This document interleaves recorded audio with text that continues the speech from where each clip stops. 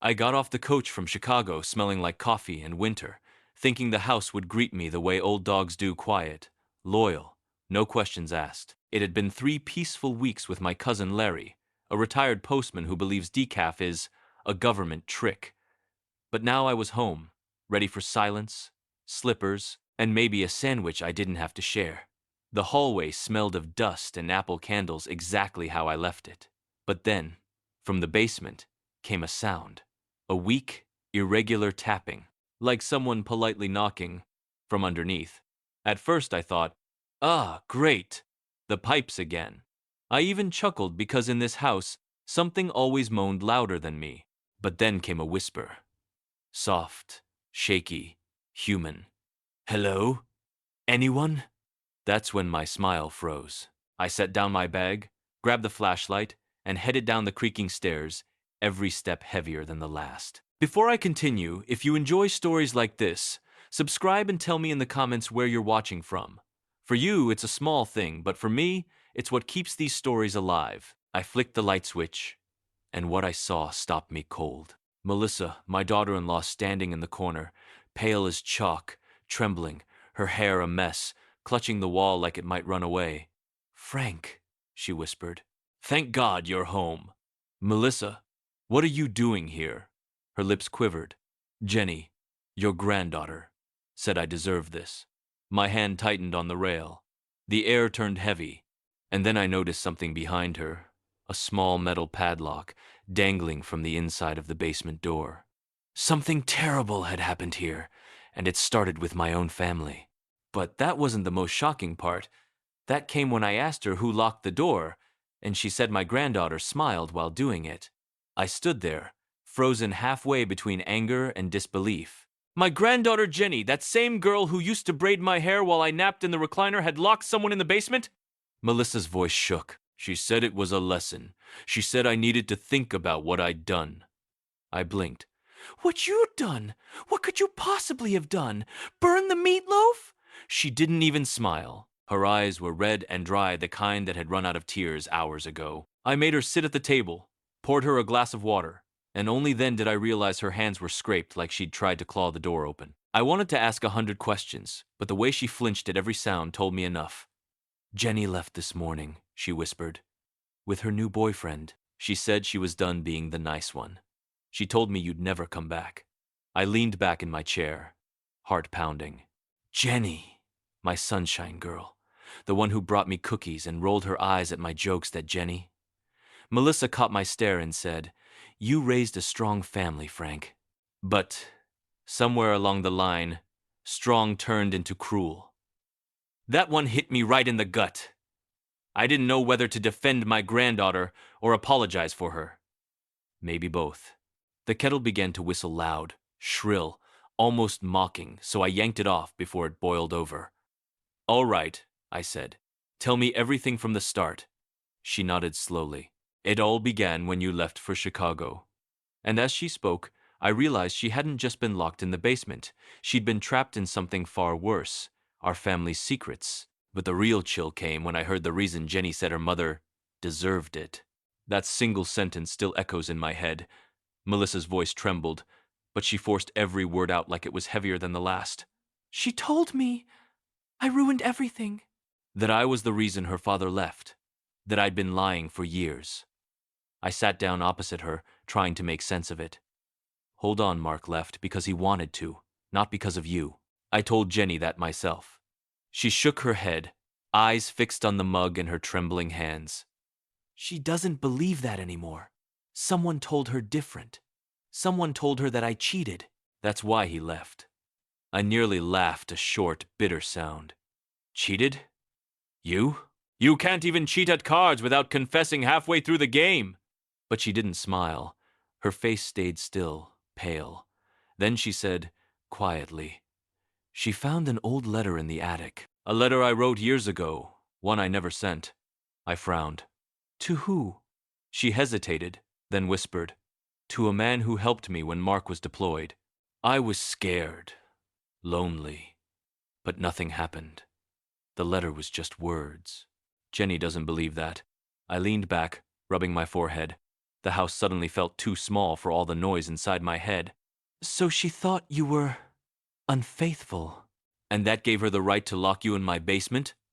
Melissa nodded slowly. She said, Mom, you trapped Dad with lies. Now you can see what that feels like. For a second, I couldn't even breathe. My own granddaughter had taken my quiet little house, the one where I used to bake her birthday cakes, and turned it into a place of punishment. I looked at Melissa, hunched over my kitchen table, and something inside me shifted.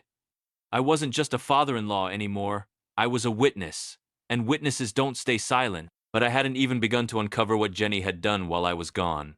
And when I finally opened that attic box myself, the truth nearly floored me. The next morning, the house felt like it was holding its breath. Melissa was asleep on the couch, wrapped in my old flannel blanket, the same one Jenny used to steal for movie nights. I made coffee, strong enough to wake the dead, and climbed the attic stairs that moaned louder than my knees. The box she mentioned sat in the corner, dusty, half crushed, with a tag that read Mark 2004. When I opened it, the smell hit first, that mix of paper, old wood, and memories you wish you'd never stored. Inside were letters, photos, a few souvenirs from Mark's service years, and one torn envelope in Melissa's handwriting. I unfolded the letter carefully. It wasn't scandalous. It wasn't romantic. It was lonely. She'd written to a friend, a man from their church, thanking him for listening when the nights got too long. No dates, no promises, just gratitude wrapped in sorrow. If Jenny had found this, and only this, I could almost see how her young, impulsive heart twisted it. But then I found something else, a note in Jenny's handwriting, tucked underneath. Mom, I read your thank you. Now you'll thank me. You'll see what it's like to be left in the dark. I sat there, the letter shaking in my hands, anger slowly catching up to heartbreak. Jenny wasn't just angry, she was hurt beyond reason. Someone had fed her this bitterness, and I needed to know who. Downstairs, Melissa stirred awake, wincing as she tried to sit up. Melissa, I said quietly, who else knew about that letter? She looked at me for a long time before whispering, her boyfriend, Ryan. He found it first. My blood went cold. Ryan, the smooth talker with the perfect haircut and a smile you could hang a lie on. I didn't care how old I was. By sunset, I was going to find that boy and remind him that some lessons don't come from Google, they come from grandfathers. But when I went to find Ryan, I discovered something that turned my anger into real fear. Jenny wasn't just misled, she was missing. By noon, the winter sun had already given up trying to warm the town. I got into my old Chevy, the one that wheezes before it forgives you, and headed toward Ryan's apartment. The steering wheel was cold enough to remind me I wasn't 20 anymore, but anger works better than caffeine.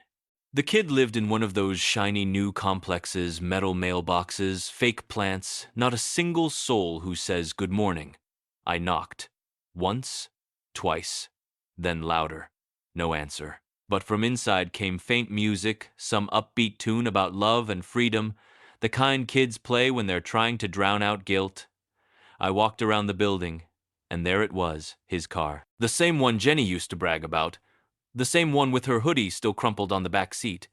I didn't need permission to knock again, harder this time. Finally, the door creaked open, and there he was, Ryan, barefoot, half-dressed, holding a smoothie like life was a vacation. Mr. Harris? He said, pretending surprise. Didn't expect. Where's Jenny? I cut in. He froze. That perfect smile faded like cheap paint. She left. Said she needed space. Space, I repeated, stepping closer. You mean the kind where she turns off her phone, disappears for 2 days, and leaves her mother locked in a basement? He flinched.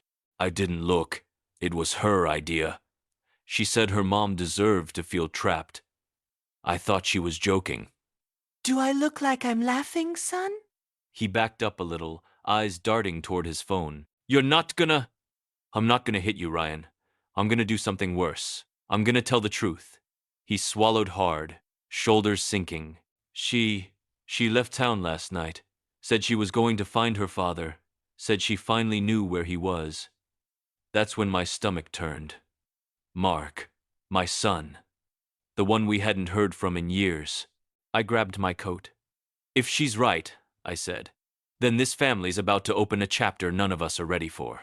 But when I finally tracked down where Mark was living, what I found inside his small apartment made me realize Jenny hadn't gone there for answers. She'd gone there for revenge. Mark lived 2 towns over, in a faded brick apartment complex that looked exactly like regret, same color, same cracks. It had been nearly 8 years since we'd spoken. Not a fight, not a goodbye, just silence that got too comfortable. I parked under a flickering streetlight, the kind that buzzes like a wasp nest, and climbed the stairs. Apartment 3B. His name was still taped to the mailbox M. Harris, like even the mail didn't want to let go. When he opened the door, for a moment, I didn't recognize him. Beard grown wild, eyes hollow but alert.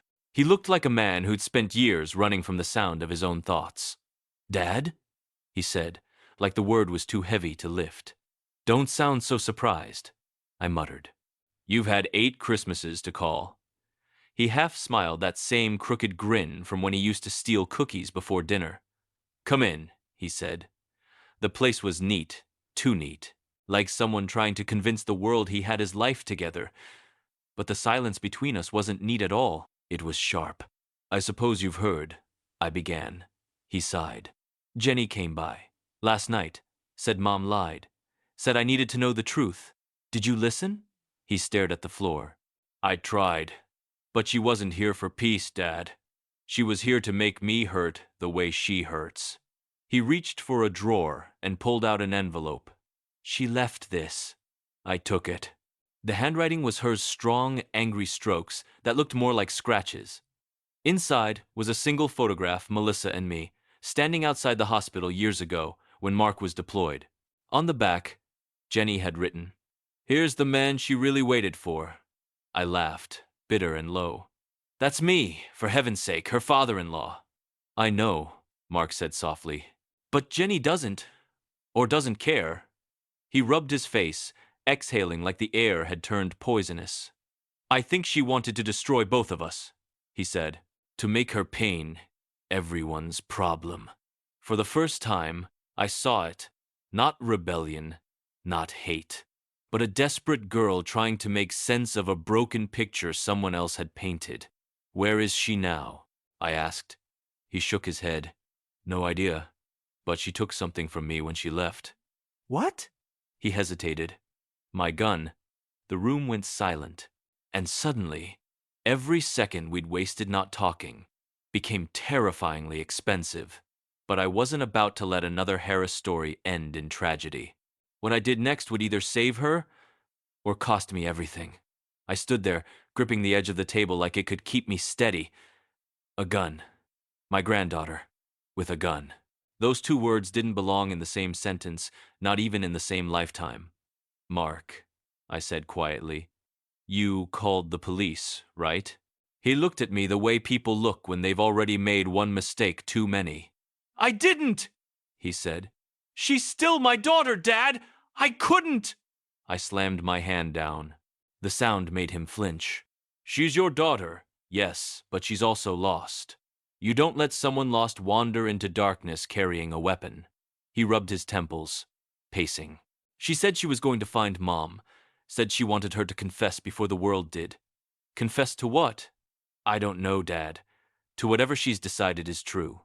I grabbed my coat again. "Then we find her before she decides truth isn't enough." We split up. He took his car. I took mine. I checked every place she used to love as a kid. The park, the diner with the world's worst coffee, the bookstore she said smelled like stories. Nothing. Finally, as dusk began to creep in, I drove past the old bridge, the one she and I used to fish under. And there she was, standing by the railing, motionless, her hair whipping in the wind. I parked and got out, trying not to scare her. "Jenny," I said softly. She didn't turn. "You shouldn't have come, Grandpa." "I should have come years ago," I replied. She finally looked at me, and that's when I saw the gun in her hand, hanging by her side, trembling just slightly. Her eyes were swollen, red, tired. "Jenny," I said, stepping closer, "you don't need to prove anything to anyone." "She lied," she whispered. "All those years, and she lied." Maybe, I said gently. But so did time, sweetheart. Time lied to all of us. The wind howled, pushing her hair across her face. She lowered her gaze. I just wanted her to feel what it's like when someone locks you out of love. I reached out, voice breaking. You already made her feel that. Now let's bring her back home. She stared at the gun, then at me. Tears fell quietly. No drama, just surrender. Then slowly, she placed it on the ground, and I swear, I could finally breathe again. But just when I thought the nightmare was ending, the sirens came, and someone shouted my name like I was the one in trouble. The flashing lights painted the whole bridge red and blue, like some cruel carnival of guilt. 2 police cars, 1 ambulance. The kind of scene neighbors film on their phones before asking what happened. Jenny froze when she heard the sirens. You called them? I shook my head. No, sweetheart. But someone had to. Mark's car pulled up a moment later. He jumped out, running toward us, shouting her name. She backed away, panicked. Stay back, she cried. You all lied to me. The officers moved cautiously, hands near their belts. I stepped between them. She's not dangerous, I said, just hurt. But my words didn't carry the same authority they used to. These days, old men shouting sound more like static. Mark reached her first. He didn't yell, didn't argue. He just stopped in front of her and whispered something I'll never forget. Jenny, I didn't leave because of Mom. I left because I couldn't stand what I was becoming. She blinked, confused. He went on, voice trembling. Your mom never betrayed me. I betrayed myself. I wanted to run from everything, the army, the bills, the responsibility. I made her the villain because it was easier than facing me. Her lips parted, the anger draining from her like water from a cracked glass. You're lying. He shook his head. Not this time. Jenny's knees buckled, and she started to cry, really cry, like a child remembering how. I caught her before she hit the ground, holding her close. That's enough now, I murmured. We've punished each other enough for one lifetime. The officers lowered their hands. One of them whispered into his radio. All clear. Mark put his hand on her shoulder.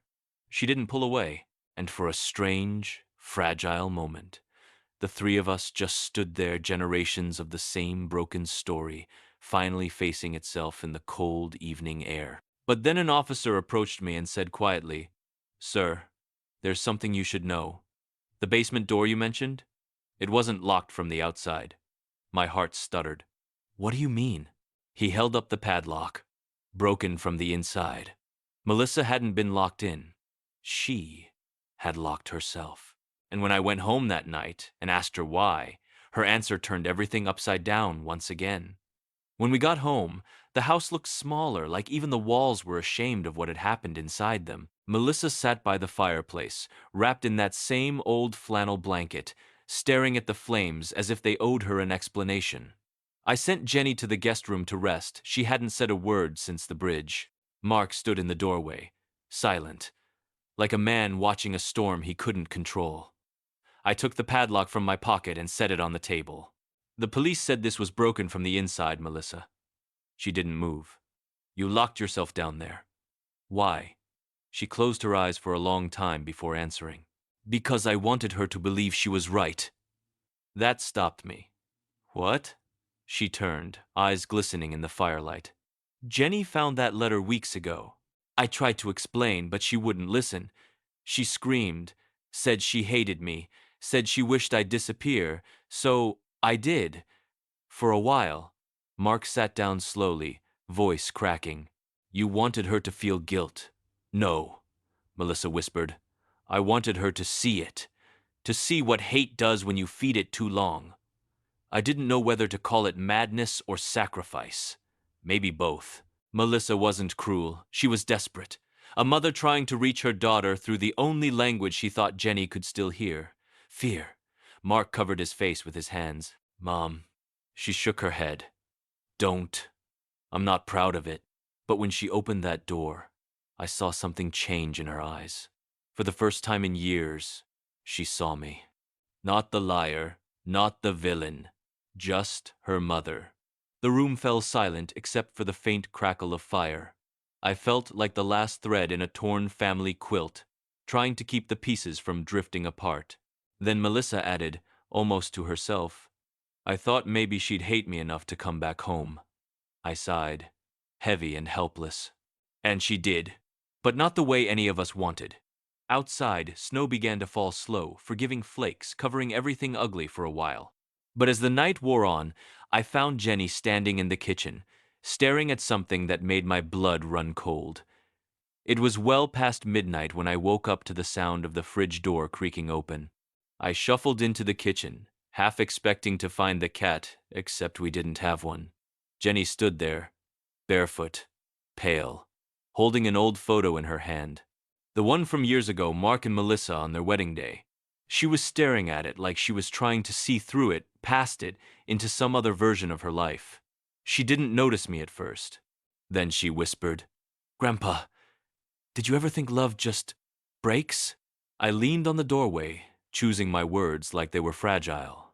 Love doesn't break, kiddo. People do. Love just steps aside until we fix ourselves. She gave a shaky laugh. You always sound like those old radio preachers. Yeah, I said, except I don't ask for donations. Her smile faded. I thought she was lying. I really did.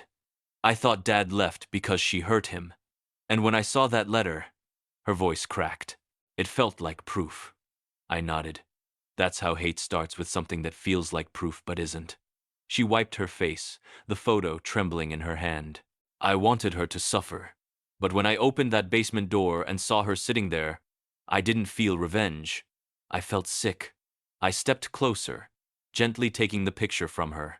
You inherited the Harris stubbornness, I said, but not our patience.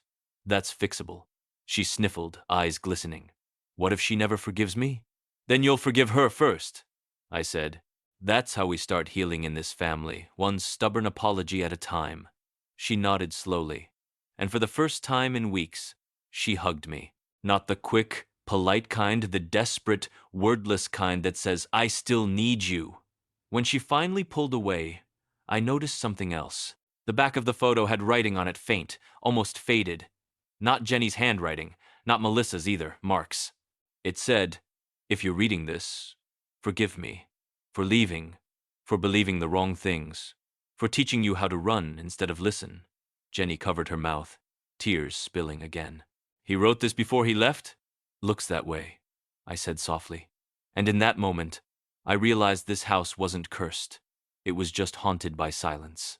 But morning would bring something no one expected, a knock on the door, and a visitor who'd been missing for years.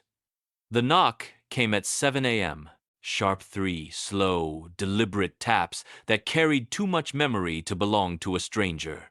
I was halfway through my first cup of coffee, still wearing the same sweater I'd slept in. Jenny lifted her head from the couch, eyes swollen from crying. Melissa looked up from the armchair, hands clasped like she was praying. I opened the door, and there he was.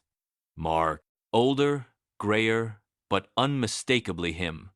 The prodigal son without the dramatic music. He looked like a man who'd walked too far to turn back now. Morning, Dad, he said quietly. Morning? After 8 years? That's what you lead with? He gave a small, guilty smile, the kind that said I deserve that. Jenny froze when she saw him. Dad? He looked at her like he'd forgotten how to breathe. Hey, sweetheart. The moment stretched thin, trembling, ready to snap. Then Jenny ran forward not to hug him, but to shove him in the chest. You left us, she cried. You made me believe Mom ruined everything. He didn't fight it. He just nodded. I know. Melissa stood up slowly, voice trembling. Why now, Mark? Why come back after all this? He swallowed hard. Because I heard what happened. Ryan called me. Said Jenny was in trouble. Said you were both falling apart. And it's my fault. He took a deep breath. Stepped closer. I was angry, Mom. Angry at life, at you, at myself. I told Jenny things I shouldn't have. I planted that bitterness in her. And then I ran. Melissa's tears fell silently. You destroyed her faith in me. I destroyed it in all of us, he said. But I want to rebuild it, even if it takes the rest of my life.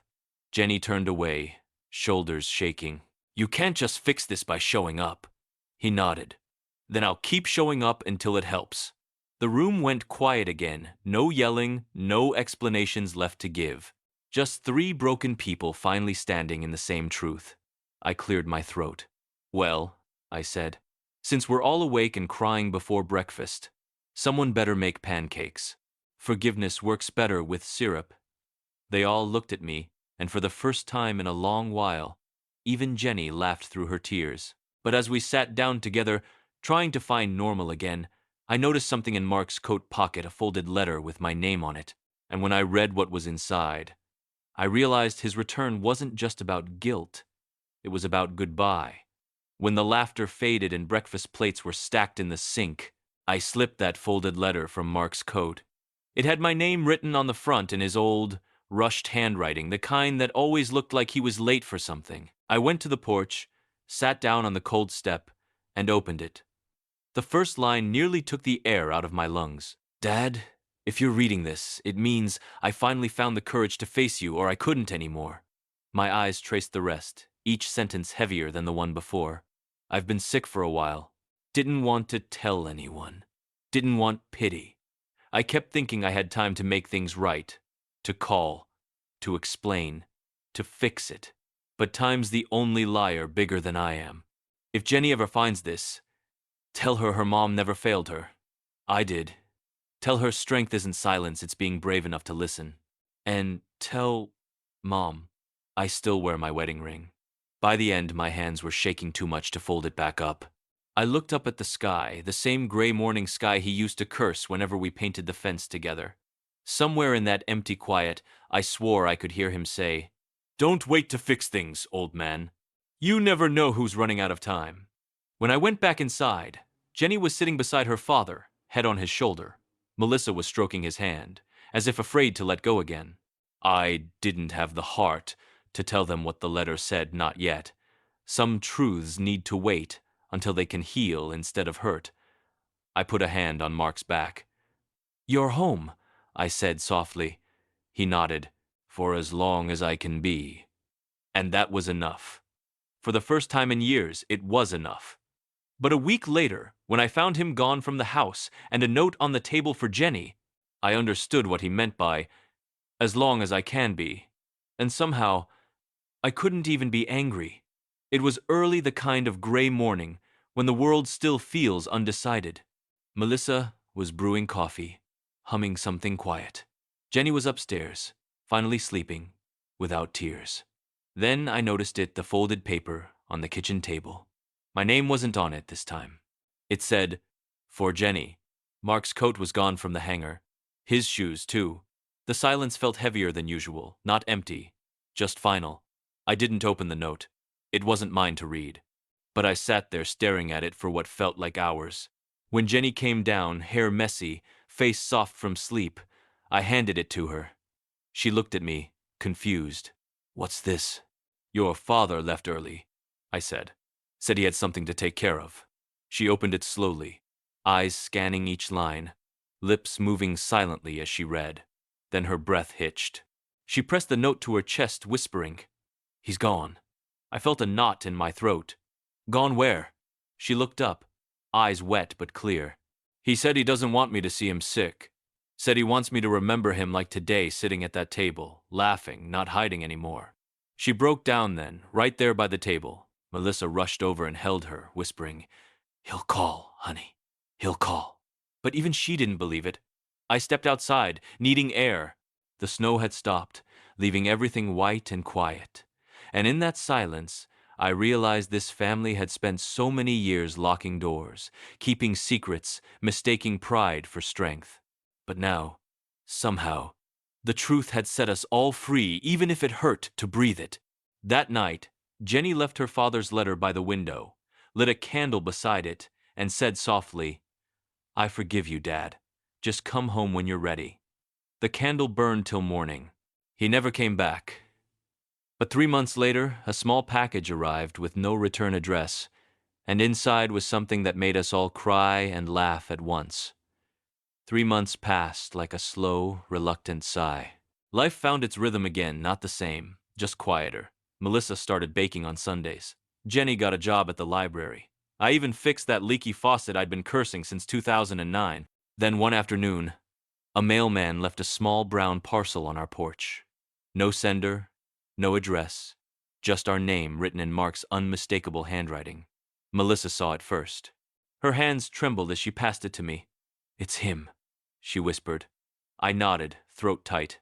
"Feels like it." We sat at the kitchen table, the same one where everything had fallen apart and somehow come back together.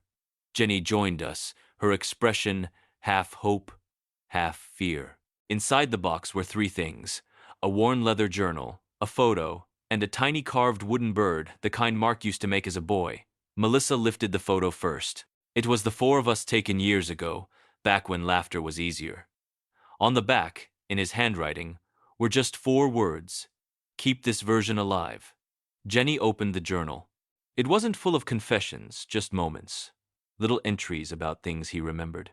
June 5, Dad fixed the fence, still complains about the nails. July 12, Jenny laughed till she cried. Best sound on earth. August 19, Melissa baked pie, burned the crust, swore at the oven. Still perfect. We read it in silence, page by page, until the words started to blur. At the end was a single line written shakier than the rest. "If love is a house, then every room deserves light, even the ones we've shut for years." Melissa closed the book, tears streaming, but smiling through them. Jenny held the little wooden bird, whispering, "He made this for me when I was 5. Said it would always find its way home." And for the first time in so long, the house didn't feel haunted anymore. It felt lived in, loved, honest. The snow outside had started again, but it didn't seem cold this time, just gentle. And when I finally spoke, it wasn't to mourn what we'd lost, but to thank the silence for teaching us how to listen again. That night, after everyone went to bed, I stayed up with the journal. The fire was low, the house quiet, that kind of quiet that doesn't scare you anymore. I read the last page again, the one Mark had left blank, and for some reason, I picked up my pen. Maybe it was habit, maybe it was hope. I wrote, "Son, your words found their home." Jenny smiles again. She laughs without guilt now. Melissa forgave herself before the rest of us even tried. And I finally learned that forgiveness isn't something we give to others, it's what lets us live with ourselves. I closed the book, set it beside the wooden bird, and looked out the window. The moonlight hit the snow just right, calm, clean, forgiving. For years, I thought family meant holding everything together. But sometimes, family is just surviving the cracks and still choosing to stay. The next morning, Jenny came downstairs, hair messy, holding coffee for both of us. She smiled, the same smile her father used to have when he'd finally get something right. "Morning, Grandpa," she said softly. "You okay?" "Better than okay," I answered. "Feels like we've finally unlocked the right door." She sat beside me, leaned her head on my shoulder, and whispered, "Then let's keep it open this time." And for once, I didn't need to say anything wise. The silence said it for me. Because sometimes, peace doesn't come from answers, it comes from sitting quietly with the ones who are still here. Write in the comments how old you are and where you're from. For you, it's a small gesture, but for me, it's what keeps these stories alive.